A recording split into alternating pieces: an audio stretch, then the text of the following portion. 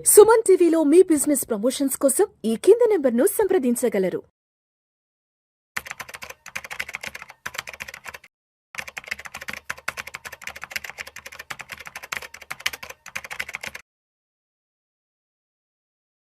అశోక్ దేవనంప్రియ గారు నమస్తే సార్. నమస్కారం sir. Welcome to Vishnu talks. Thank you. Thank you so much for being with Vishnu talks.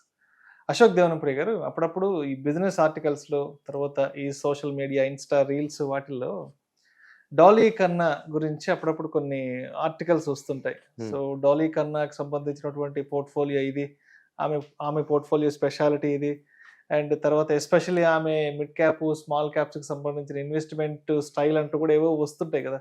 So ఏంటి అసలు ఎవరి డాలీ కన్నా, ఏమిటి ఆవిడ యొక్క ఇన్వెస్ట్మెంట్ స్ట్రాటజీ ఎలా ఉంటుంది, ఆవిడ పోర్ట్ఫోలియో డైవర్సిఫికేషన్ ఎలా ఉంటుంది అసలు?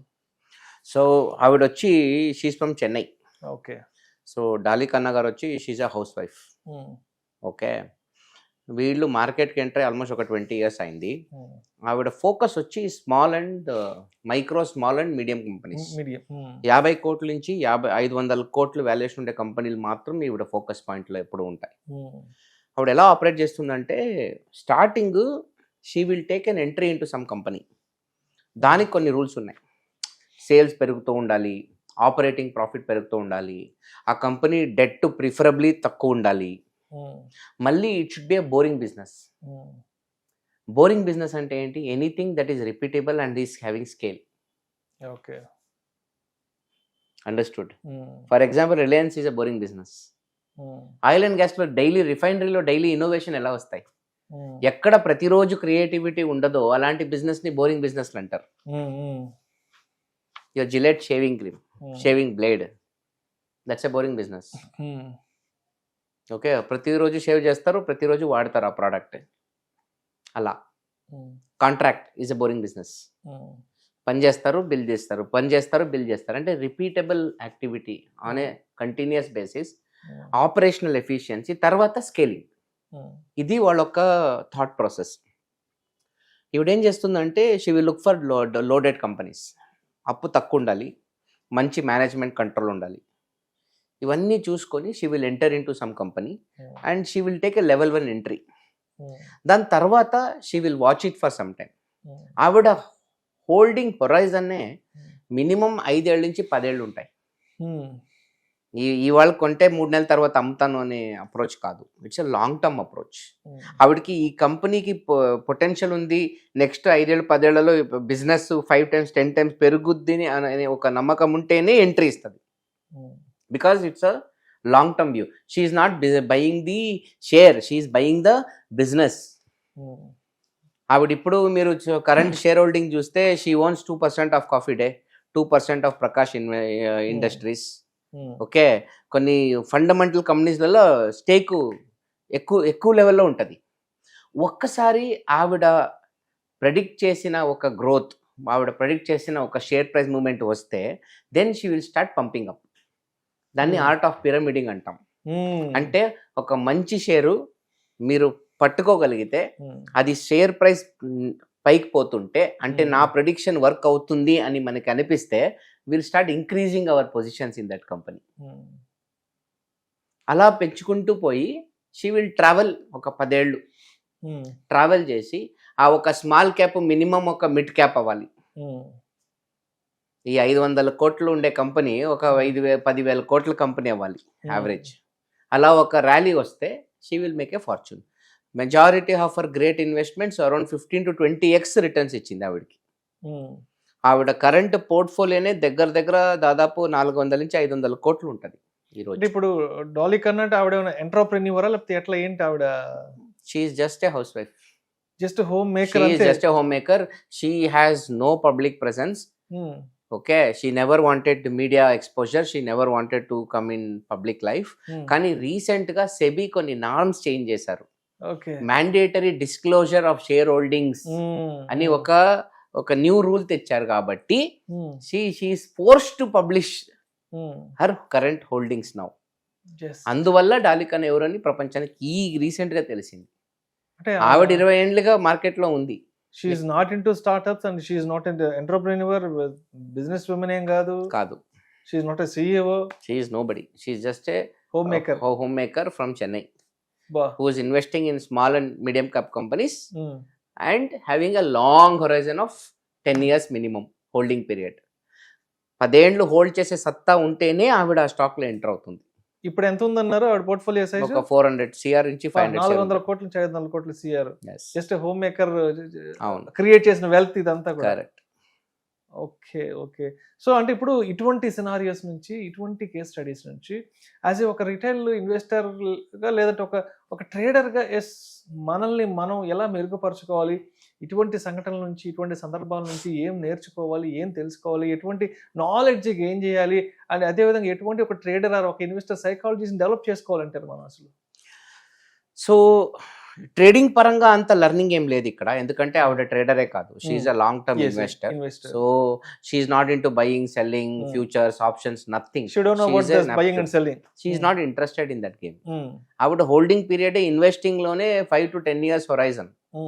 ఎన్నోసార్లు సైకిల్ మారిపోతాయి, ఇండస్ట్రీ సెక్టర్ సైకిల్లే మారిపోతాయి 10 ఏళ్లలో. ఒక బేర్ వచ్చి ఒక బుల్ సైకిల్ వచ్చేస్తుంది. సో అలాంటి ఒక క్యారెక్టరిస్టిక్స్ ఉన్న ఆవిడ అతను.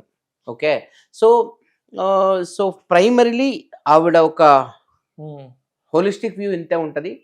Business should be boring business. Okay, తర్వాత సేల్స్ గ్రోత్ కన్సిస్టెంట్గా ఉండాలి, ప్రాఫిట్ గ్రోత్ కన్సిస్టెంట్గా ఉండాలి, డెట్ చాలా తక్కువలో ఉండాలి. Okay, so she will also check industry PE with that company PE ఎలా ఉంది. Next, whether the management is smart enough to take this business to higher levels.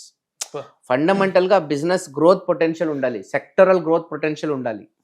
అందుకే ఆవిడ అన్ని చిన్న చిన్న కంపెనీలో డబ్బులు వేస్తుంది. 50 కోట్ల నుంచి 500 కోట్లు ఉండే కంపెనీ ఆల్మోస్ట్ ఫ్యామిలీ బిజినెస్లే ఉంటాయి, పెద్ద పెద్ద కార్పొరేషన్స్ ఉండవు.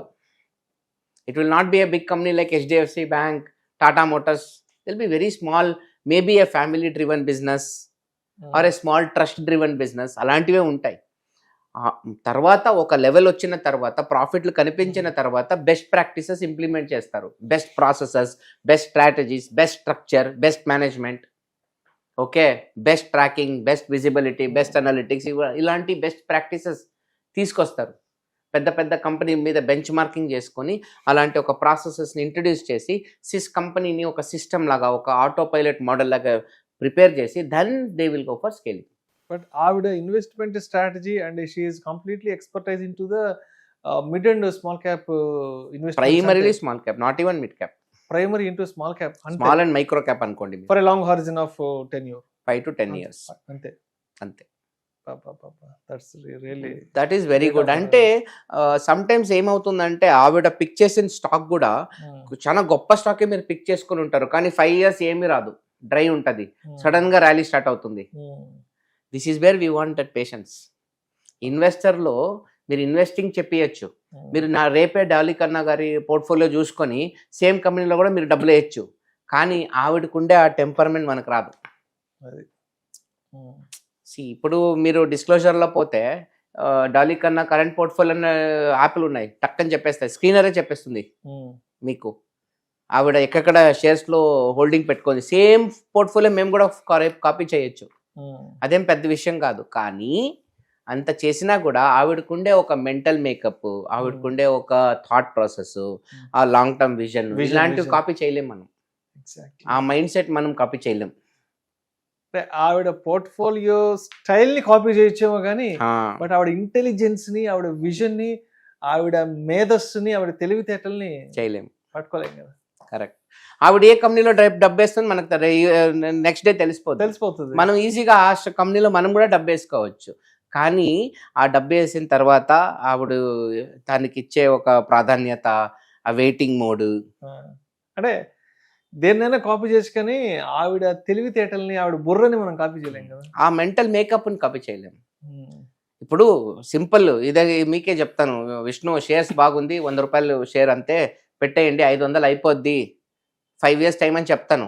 3 ఏళ్ళు సపోజ్ 100 ఉండే అనుకోండి, మీరు నన్ను తిట్టుకుంటారు. దాని తర్వాత నెక్స్ట్ 1 yearలో ఇట్ కెన్ గో టు 500, ఒక ఏడాది లోపల. ఆ 5 years ఏమి రిజల్ట్ చూడకుండా ఓపిక పెట్టే ఒక మైండ్ సెట్ ఉంది కదా, ఆ మైండ్ సెట్ అనేది గొప్ప. That patience makes long term wealth. Investing is all about sitting tight. Exactly. కూర్చోవాలి వేసుకొని. Yes. ఆ ఒక సత్తా ఎంతమందికి ఉంటుంది? ఫర్ ఎగ్జాంపుల్ బిట్ కాయిన్ చరిత్రలో 3 సారి డ్రాప్ అయింది. 80%, 70%, 90% కూడా డ్రాప్ అయింది. ఇప్పుడు బిట్ కాయిన్ ఆల్రెడీ 55% డ్రాప్ అయింది. $1,25,000 ఉన్న డాలర్లు ఉన్న బిట్ కాయిన్ వాల్యూ ఆల్మోస్ట్ 60,000కి వచ్చేసింది. ఇప్పుడు మళ్ళీ రియాక్ట్ అయింది. Okay, it might even come to 30,000, 50,000 రావచ్చు. కానీ అక్కడ వచ్చినప్పుడు స్ట్రాటజిక్గా తీసుకునేవాడే మగాడు. అండ్ దెన్ ఒక 3 to 4 years వ్యూ పెట్టుకుంటే ఈజీగా 4x 5x వచ్చేస్తుంది మనకి. అది పాయింట్. ఆ పేషెన్స్ మనకు ఉండాలి. సో ఆవిడ స్ట్రాటజీ, ఆవిడ స్టాక్స్ అన్నీ మనకి తెలుస్తాయి, కానీ ఆవిడ టెంపర్మెంట్ తప్ప, ఆవిడ మైండ్లో మనం ఏముందో చదవలేము. That is the whole point. Thank you sir, thank you so much Ashok Devanampriya garu. నిజంగా డాలీ కన్నా ఇన్వెస్ట్మెంట్ స్ట్రాటజీ గురించి అండ్ ఆవిడ మైండ్ సెట్ గురించి, ఆవిడ లాంగ్ విజన్ గురించి చాలా చక్కగా తెలియజేసి thank you so much sir.